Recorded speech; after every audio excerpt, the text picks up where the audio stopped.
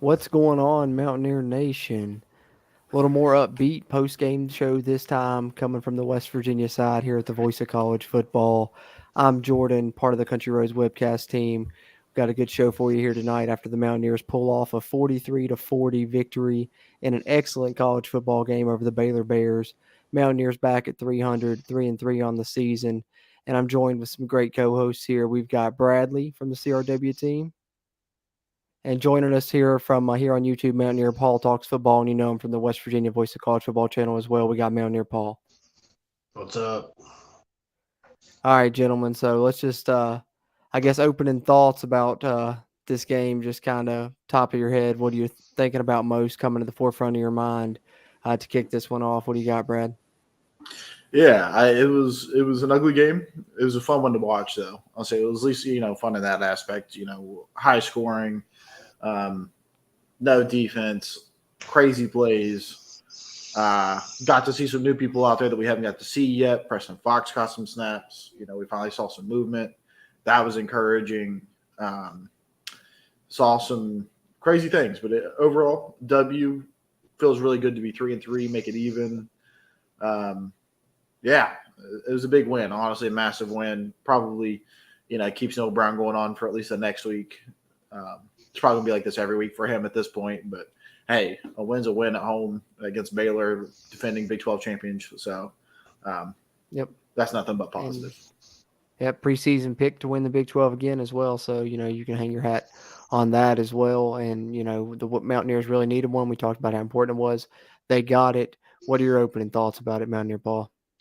Well, you can talk about Baylor maybe not being what they were last year, but I think it's safe to say this is the biggest win in the Neil Brown era at this point. I can't think of a game outside of maybe the bowl victory that's been a bigger game, bigger win for Neil Brown. So, like Brad said, this is something he can hang his hat on. The first thing I think about is just the way Tony Mathis played tonight. Super patient.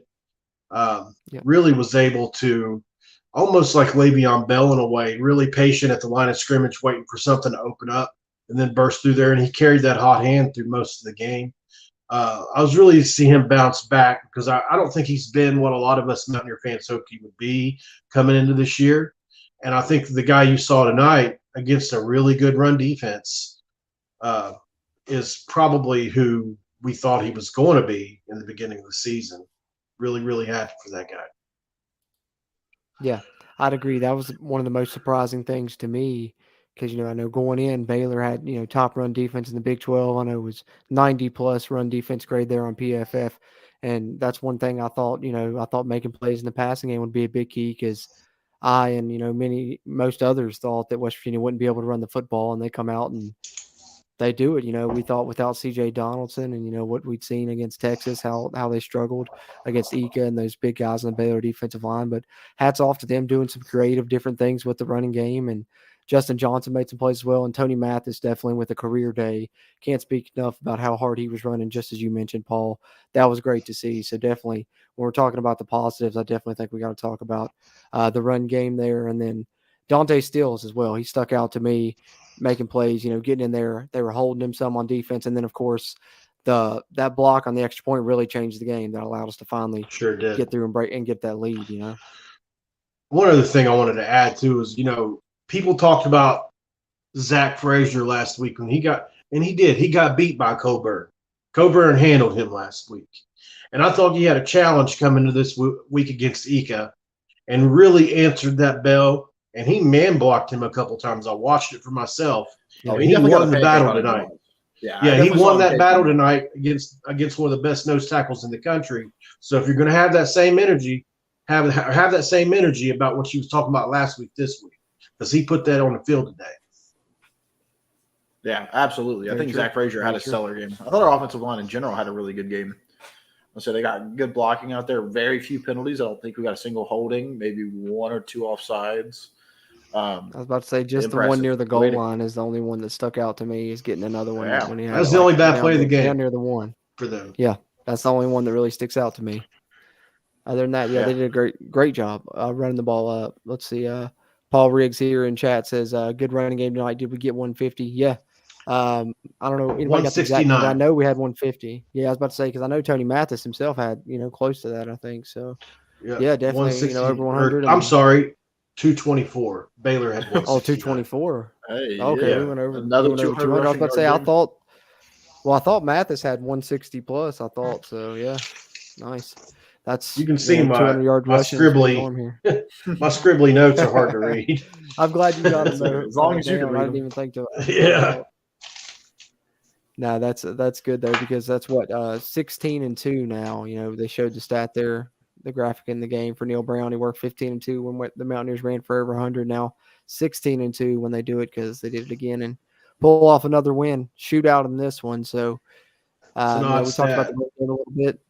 Yeah, great stat. Let's talk about the passing game a little bit. I think the receivers, had a bounce back performance.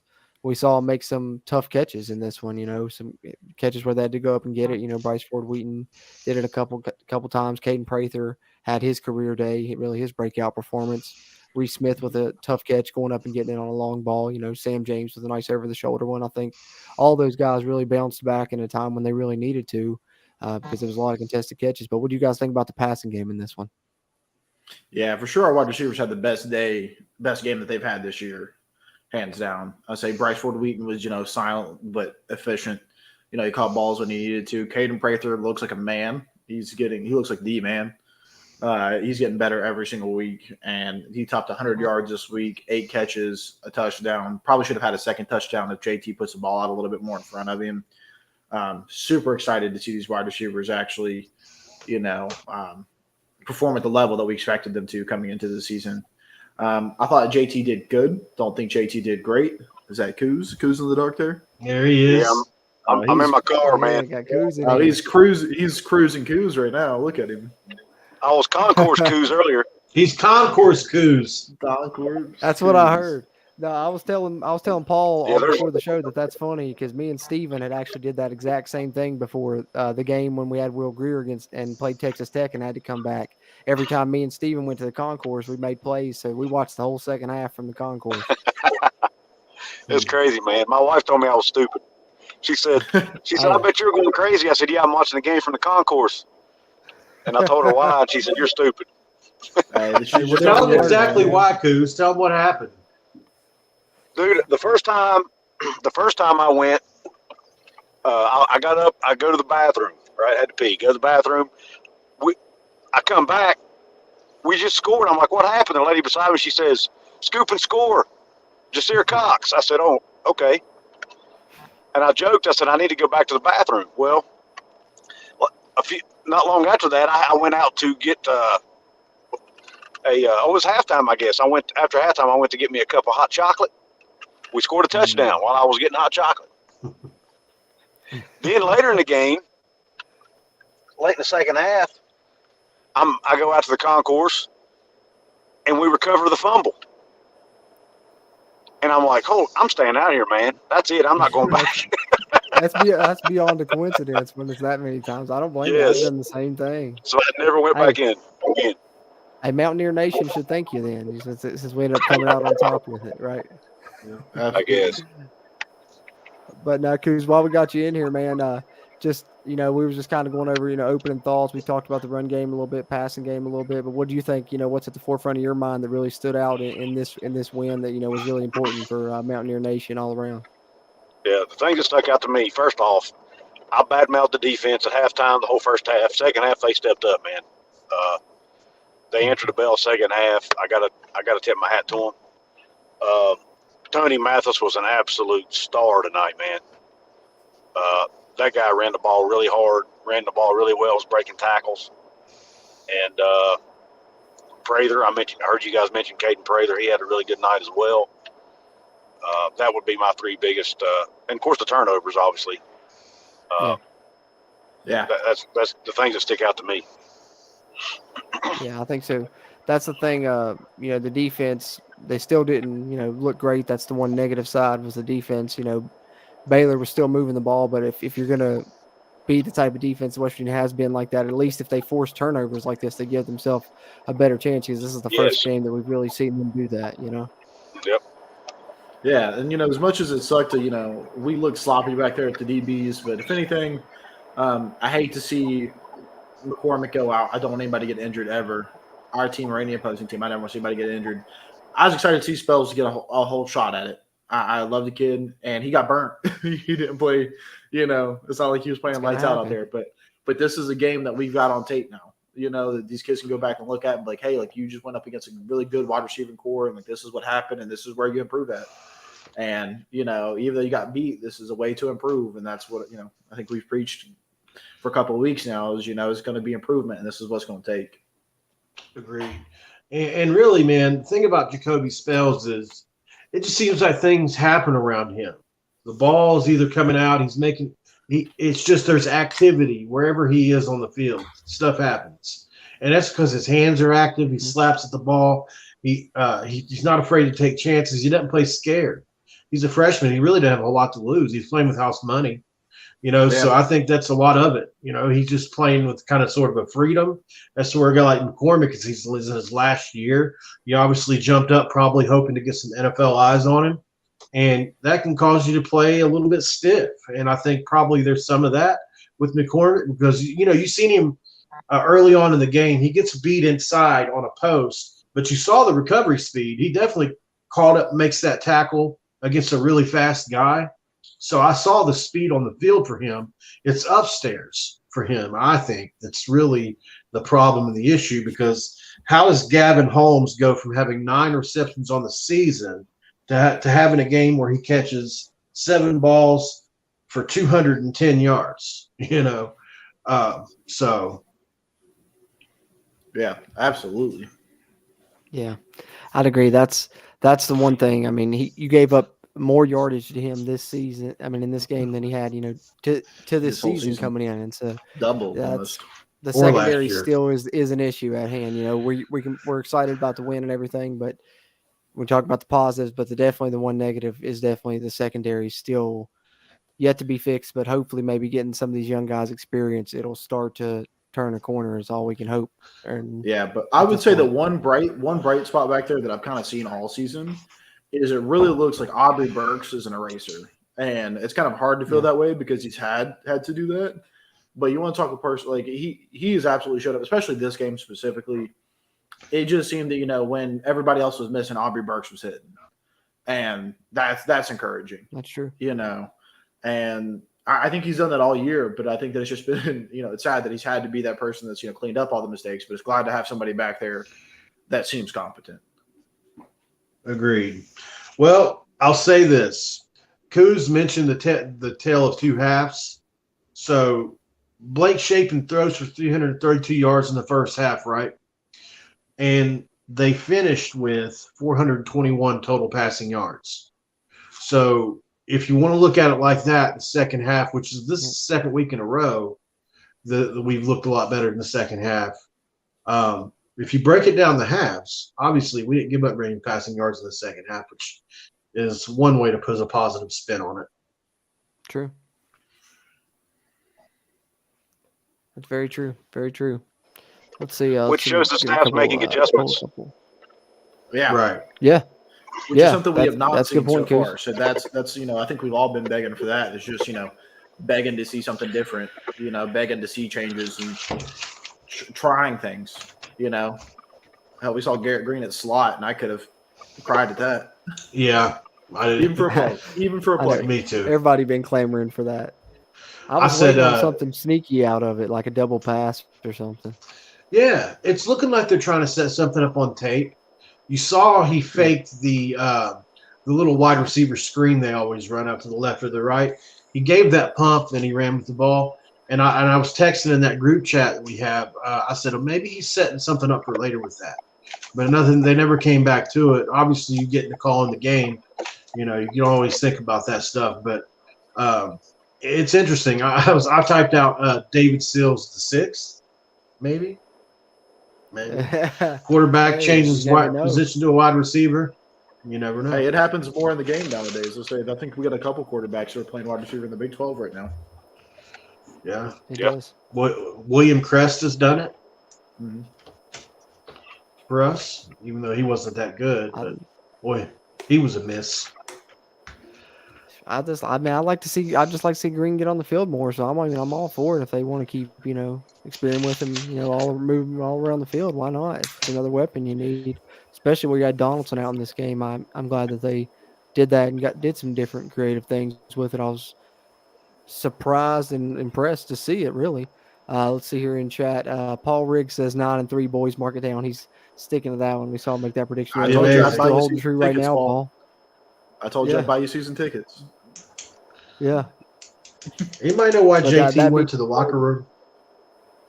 Yeah, I was about to say, I think it was his left. It looked like it was something about his left hand, I think, because I know they said it was bleeding at one point, and then the next drive he had that glove on it. The So I don't glove. know if it got hit or what, Thank you. but I think it was his non-throwing hand. I'm pretty sure.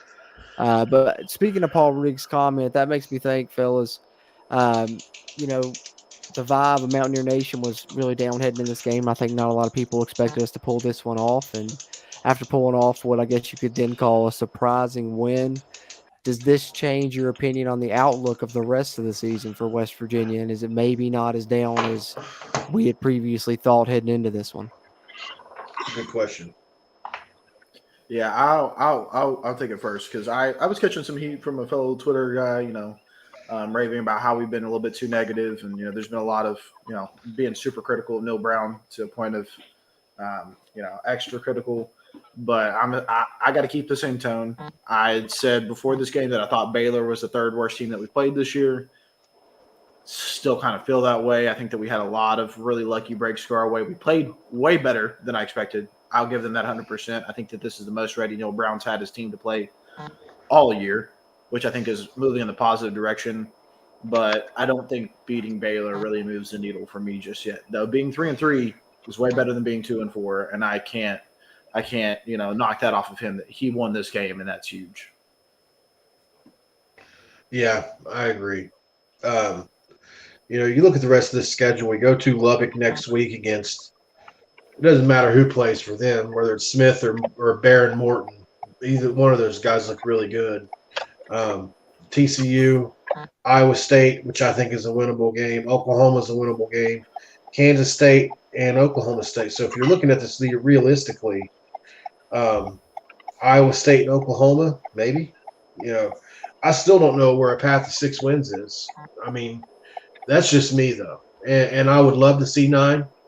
But does anybody feel confident that we'll beat Texas Tech? I mean, that passing attack far and away better than what we saw tonight. Yeah. And Baylor's not a team that passes a lot, and their passing game had been struggling up to this point, and they come out, Shapen's having a career day. And with what I've seen from Texas Tech, I'm a little bit scared of that. They're ripping off 60 plays in a half, 100-plus plays a game. They're really, really explosive. Yeah, I don't know. I'm kind of siding with you, Paul, on that one about, I don't know if I still don't know if I see a path to 6 at this point, but we'll see. They proved me wrong this game. They could prove me wrong yet again. Coos, what about you? Has it changed your outlook any for the rest of the season? Not really. I mean, I'm enjoying this one, obviously. But no, I agree with you guys. I mean, Texas Tech. I hate to say it, but I don't think we beat them, especially on the road. I don't see us beating TCU now, even though I thought we would going into the year. They're a lot better than I expected. I don't see us beating Oklahoma State. We might beat Oklahoma. I mean, Oklahoma's going to have time to get things right by the time they come to Morgantown, Yeah. So I don't know that that's a gimme either. If Dylan Gabriel's a quarterback, it's not a gimme. No, it's not. And so I don't know, man. It's still going to be tough to get to 6 wins. But because I agree with Brad, I think Baylor's a middle of the road team this year in the Big 12. To be honest, it's kind of seeming that way now. It took us forcing 3 turnovers and being at home to win by 3. And why? And speaking of, I heard somebody talk about the chain. The fan feeling down going into this game. The fans were down during this game. I went into the restroom in the second quarter, and everybody in there was downtrodden. Nobody was smiling. Nobody was talking. The Boo Birds were out.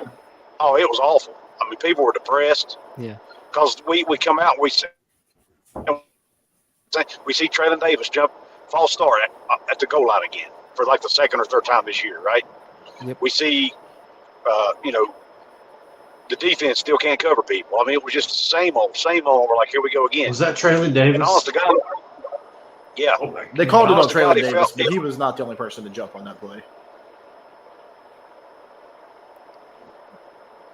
Well, anyway, either way, it still didn't make me any happier. I don't care if it was who it was. Yeah. It's still the same crap we've been seeing for 4 years. Yeah, And, always on the goal line.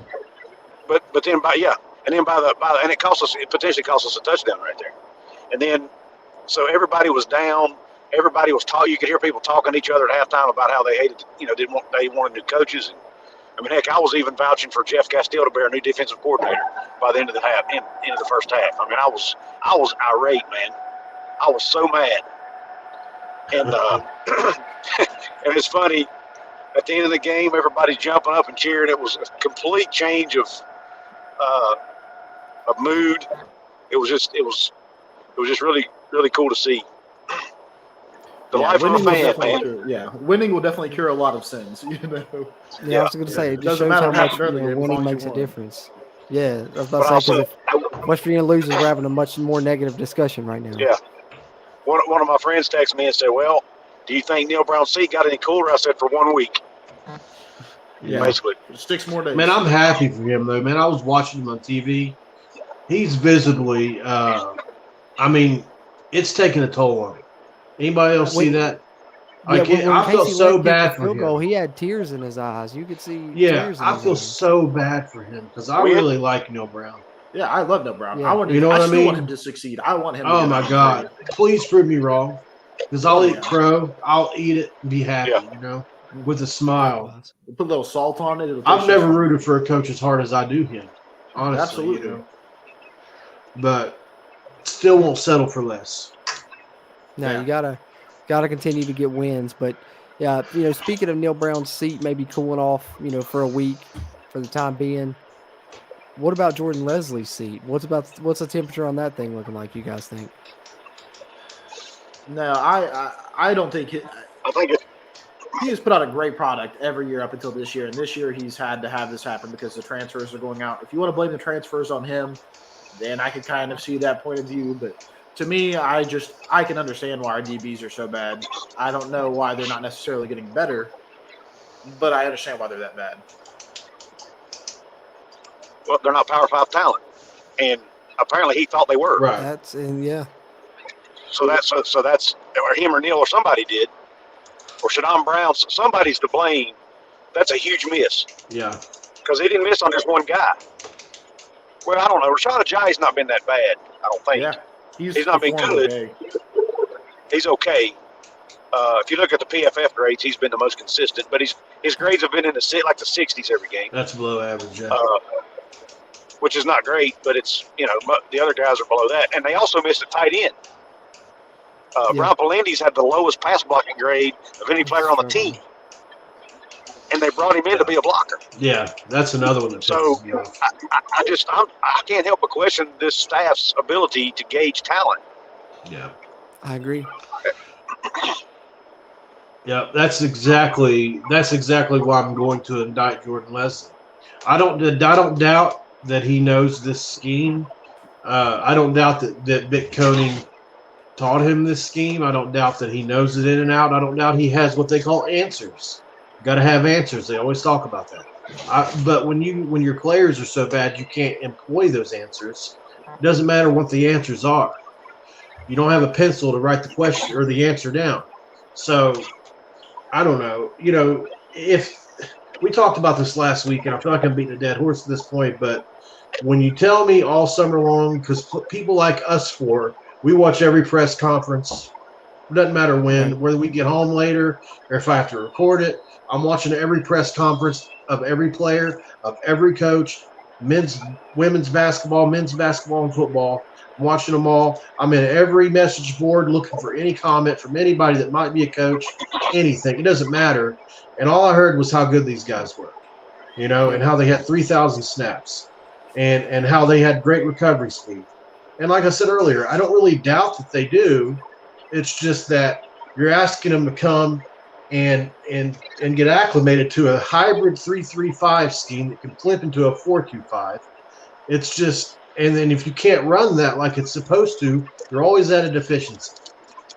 And it's just very aggravating to watch. It's very vanilla, and you're constantly having to dumb down the system for people because they're now they'll get the upside to some of these guys are they're not 1-year transfers, and that's what they were going for. But when you're having to replace starters now with transfers that may need time to develop, it's just not a good look, not a good situation. Yeah, I agree. I think somebody's going to have to be the scapegoat, for something here, especially with as bad as it is. And if it continues to be this way, and when you got half a season sample size, there's probably a good chance that it's going to continue to be that way. You're going to have to win shootouts if you're going to win at all, and because teams are just going to do whatever they want to you in the passing game. It seems like so. It's like WV Mountain Lair with Kenny says here. He says Jordan Leslie's seat should be fever burning up. I tend to agree with it. And the one thing that's kind of stands out to me in that aspect, and I kind of mentioned this on one of our live streams the other day, is when you look back, 2020 is the year that everyone talks about, the product of this defense and how good it can be, and West Virginia having had the number one pass defense in the country that year. But that season, Jamal Adai and Leslie were splitting those duties. And the back half of the defense that got that number one pass defense wasn't Jordan Leslie. That was Jamal Adai. So I don't know. I just still go back to maybe West Virginia made the wrong choice there. The verdict's still out there for me, but from what we're seeing right now, it's not looking good. That's a good point.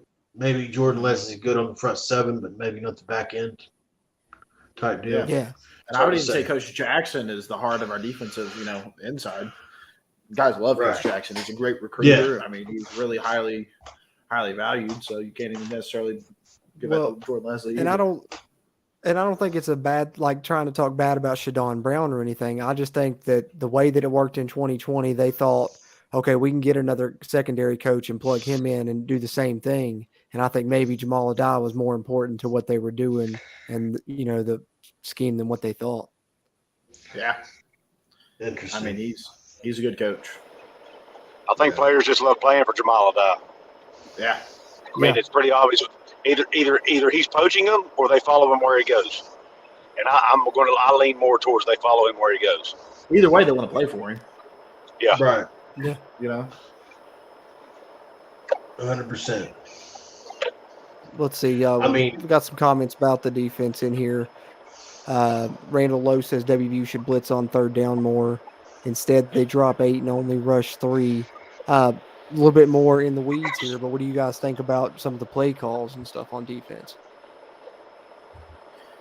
Yeah, I thought that, we were sitting everybody back. We were rushing 3, 4 at most. We started sending some more corner blitzes in the second half, it seemed, and I think that started to pick up a little bit more pressure, which is what Jacoby quarterback. Yeah, I also want to, follow up on what Paul had said about earlier. Jacoby Spells is quick. I saw that guy come flying across the screen more times than I could count. And just watching him go on those corner blitzes was really exciting because he got there in an instant.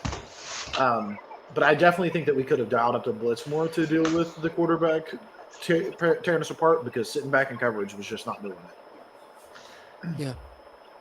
You've got to have disciplined players when you sit back in coverage. They've got to trust their eyes. And when you've got players that are trying to learn a scheme, it's weird because zone coverage is it can be easier if you know the scheme. If not, you're forced to run man coverage because it's easier to learn. It's like a catch-22. Yep. I mean, I'd agree. They're stuck between a rock and a hard place. So I as far as blitzing, dropping back in coverage, I can't really fault them one way or the other because with what they've got and what they've shown, I really don't know if it matters that much, to be honest with you, in my opinion. As far as the play calling goes, though, I was screaming that all evening long about the rush 3. It was very frustrating, but I think when you have a back end that's struggling and your pass rush isn't getting home anyway, even when you do send 5 or 6, I think he was trying to give them as much help as they can get. I got to highlight somebody else. Did anybody see Lee Kova whiff on about 3 balls today that flew right by his head? Yes, Because it was inches away. I couldn't believe How it. did he miss it? Yeah, I saw that Yeah. too. There was I feel like that was our linebackers all day. Like they had them right there and just couldn't hit them. And Baylor was No tipping passes left and awareness. right. I'm like, our timing's off. Something. Let's see. I saw another We're getting to be comment, I pretty think it was about negative the again, Adai aren't situation. Adai chose to leave. Nathan Travis says, yeah, he chose to leave, but that was just because he wasn't going to be promoted to defensive coordinator. They was going to give it to Jordan Leslie, so he left and took a job as a secondary coach. Neil Yeah, Brown chose he his chose to friend leave over after the Jamal fact. Adai, basically. Yes. Absolutely. Exactly. He wasn't going to go up. His career path wasn't going to be the same trajectory as the DB coach at West Virginia as it would be the DB coach at Georgia. You know what I mean? So if you can be the D coordinator at West Virginia, that's one thing. But as a DB coach, you're really not going to. Who's going to move up before you, Jordan Leslie? You know, so. Yep. Let's see what else we got here.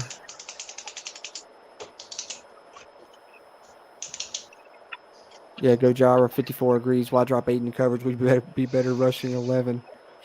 Yeah, I mean it's not much different, I guess, at this point with how our secondary's playing.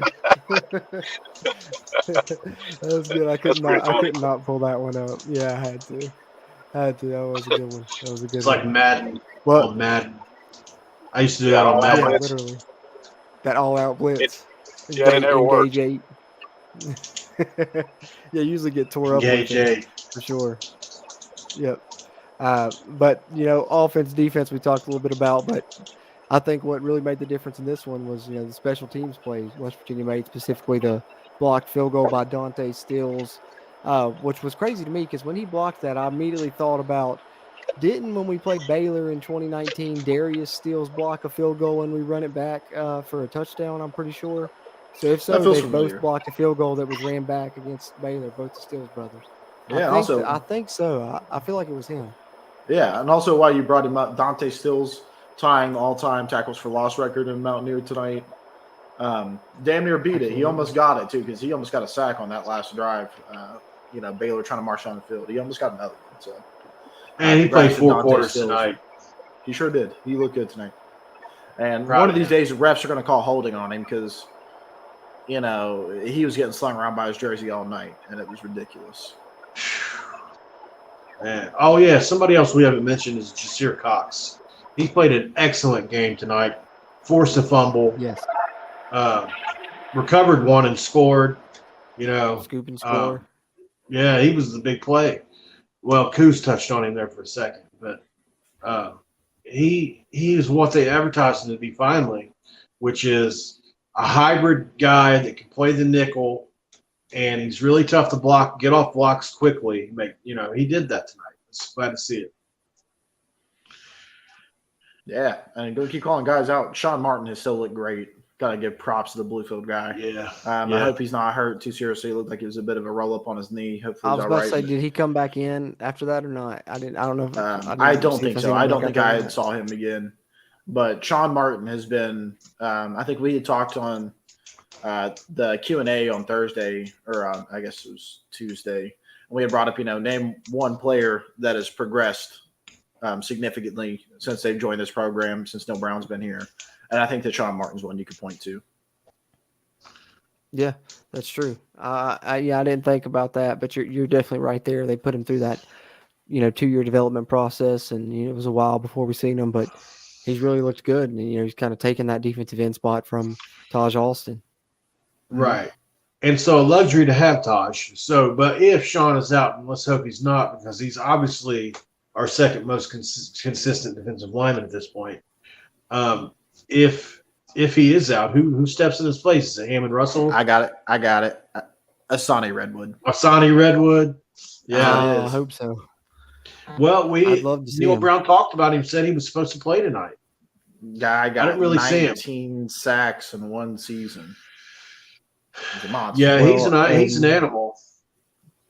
Keep an eye out And for as him, soon as folks. we He's gonna be were there. at corner, Neil Brown also talked about possibly seeing Jalen Shelton, and even Jalen with Shelton. the injuries and stuff, never did see Jalen Shelton. So I don't know. We're It's not like gonna see sometimes it seems like it's just a lot of coach speak. Yeah. Or it could just be guys that are going to get Uh, plays in the later games of the year. I don't know. Which, I mean, with Andrew Wilson Lamp out and Wesley McCormick Possibly injured. possibly injured, we're going to have to see him. Yeah. Gonna have to. I mean, Yeah, where there's no else? choice. We only got 3 corners left. Yeah, Malachi Ruffin, Jacoby Spells, and maybe Mumu. I mean, Yeah, Davis 'cause I Ballinger's don't know. fast enough to play back there if we absolutely had to. Or move Floyd back, from safety down the corner Gosh, if you that would got be a to. I bad guess if it situation. comes down to it. I know, because then who are you going to plug in? It's getting, the secondary is already bad, but they're just getting thin with injuries too. Hopefully, Charles Woods is coming back at the perfect time. That's all. Oh, yeah, That's he'll be all we back can next hope, week. really. Yeah, that's true. I forgot. Yeah, supposed to come back. So, Is he? I don't think he. well, He I said mean, his press conference he's a week walked it away. back Yeah, he on his walked it radio away. show. He walked walked it back a little bit. He said, I might have Yeah. spoke too soon. He said, well, that's best case scenario. So he didn't say no that he won't, but he said that was best case scenario. So Because, let me Well- pose it to you, Paul. I mean, it's his last year. Would you come back for 4 games and a team that's 3-3? 5 games. I've seen a lot of people say they don't think he's coming back, but I feel like he's coming back.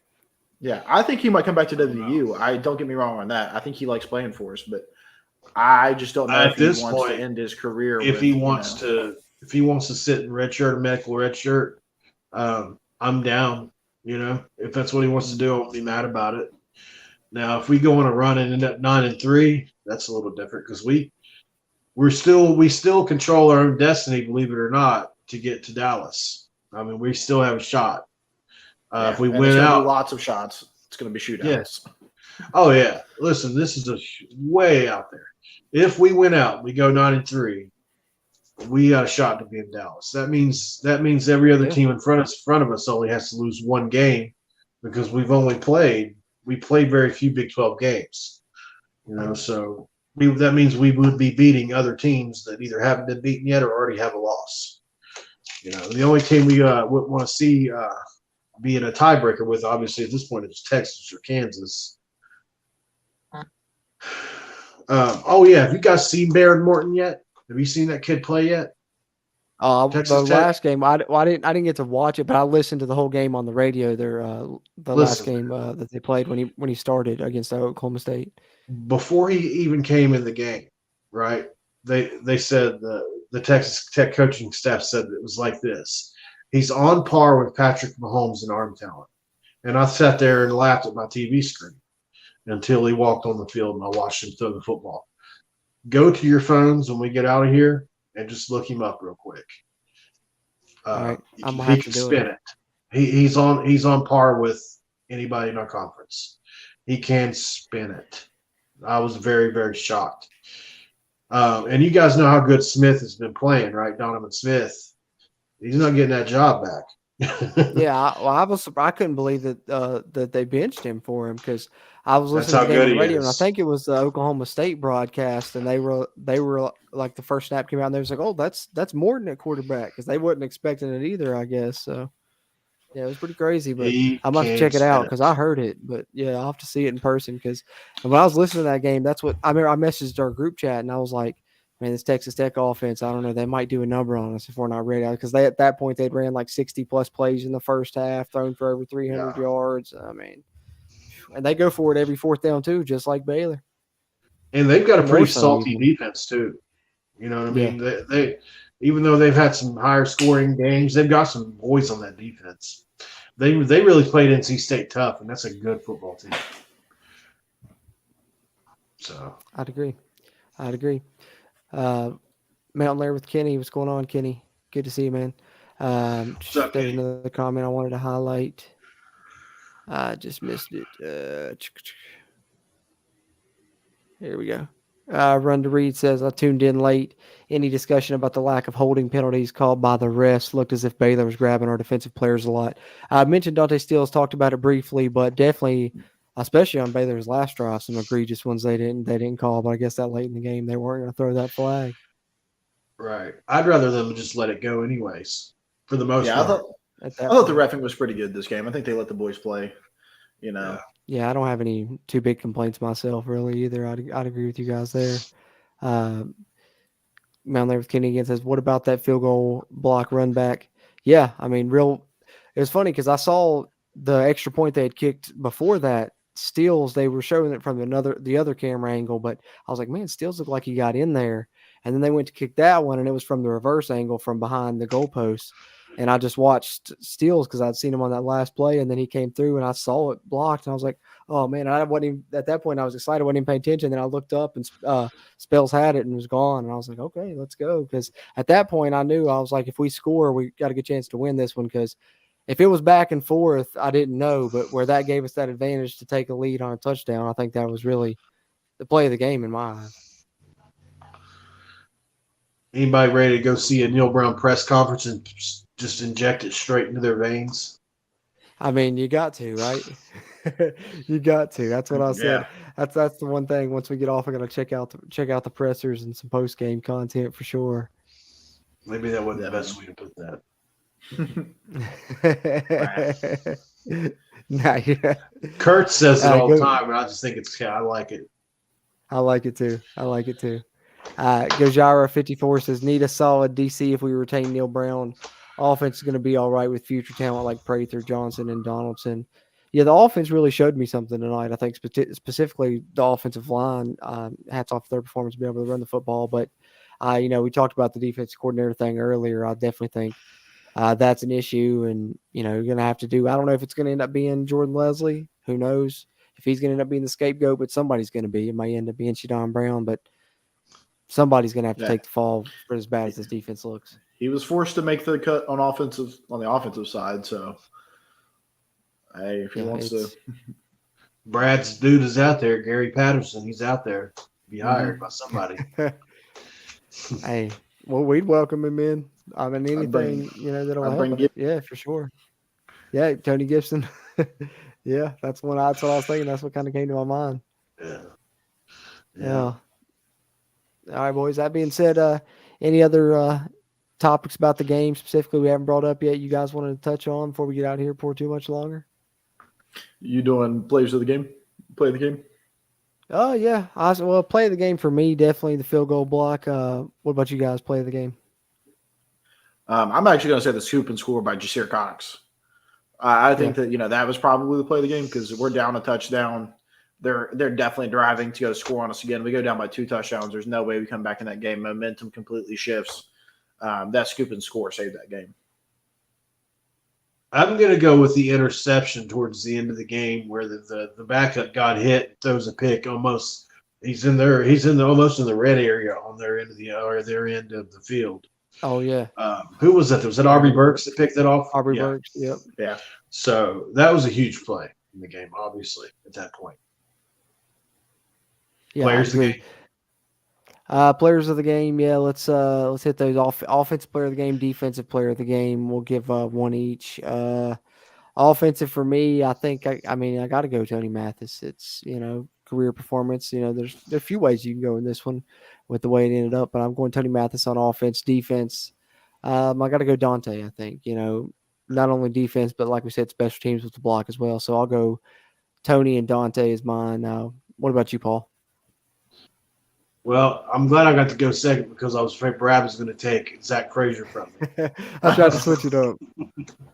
I think for Zach Frazier, he goes up against easily a top 3 or 4 nose tackle in the country and has himself a day. I can't wait to see that PFF grade tomorrow and see what they scored him because every time I looked, number 6. I know he caked him once. I know at least once. And listen, they had him reach blocking everything. Like it wasn't easy blocking schemes versus that dude. Offensively, there's not many. Or defensively, I'm on defensively. I apologize. I'll tell you what. The Baylor rushing attack has been probably their bread and butter this year. I'll give it to Jordan Jefferson. He's an unsung hero, man, a lot of times in our defense. And he plugged up the middle all day long. Yeah. That's good. Shout out to him. Brad, what do you got? Gotcha. Offense, I'm going with my man, Caden Prather. I think I love that guy. I've loved him for years. I'm so ecstatic. I think that he's going to keep getting better every week. I know people keep favoring Bryce Ford Wheaton, but it's not going to be too long until everybody's just covering KP. No, I mean, like defenses are favoring Bryce Ford Wheaton. They're sitting safeties and cornerbacks on him and letting Caden Prather do his thing, but Caden Prather's a baller, man, and he's going to keep being that way, and I love it. Defensive side of this, I don't know how you guys didn't go with Aubrey Burks. Again, the guy had a pick. He had a forced fumble. He seemed to be all over the field tonight. Aubrey Burks played a hell of a game. Hats off to that young man. I try not to go with too obvious. I was about to say try and switch it up, yeah. Because everybody's going to try and pick the top ones, right? But the fact that we all have different ones just shows that it was a pretty good performance all around. That's really a team win. You could give it to JT also. JT played a hell of a game, even though that was one of the worst picks I've ever seen somebody throw.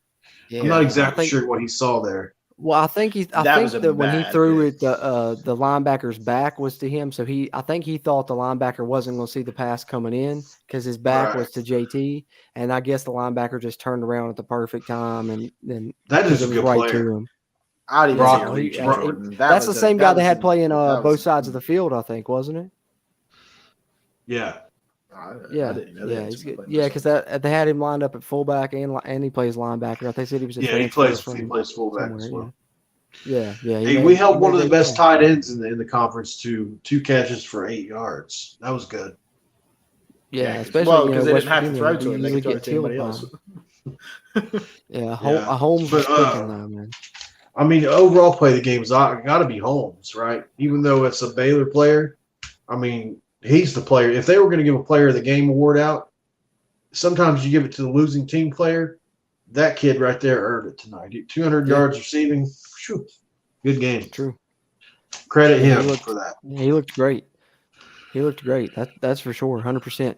That being said, appreciate everybody that's tuning in here. We're on the Voice of College Football channel, the West Virginia Voice of College Football channel, and, of course, on the Country Roads webcast channel as well with the West Virginia postgame show here at the Voice of College Football. While you're in here, do us a favor, scroll down, hit that thumbs up, give us that like. That'll help this video's performance and help future videos' performance as we continue to try and grow the West Virginia channel here at the Voice of College Football. And if you haven't already, hit that subscribe button. Helps us, helps you, helps get more of this Mountaineer football content out to Mountaineer Nation as we are here after the Mountaineers get to even on the season, rather, back to 500, 3-3 with the 43-40 win over Baylor in a shootout on Thursday night.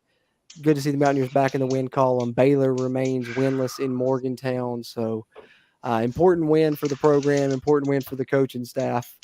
That being said, gentlemen, any final thoughts in regards to this win? W's a W. What's Tony always say? It's a great night to be a Mountaineer wherever you may be. Absolutely. Absolutely. Well said. Well said. Can't say it any better than that. That being said, Mountaineer Paul, before we got here, I want to give you a chance. I know you got your YouTube channel up and going now. I've been checking out great content.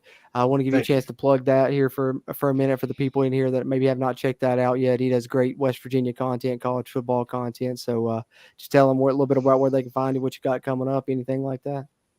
I really appreciate that, man.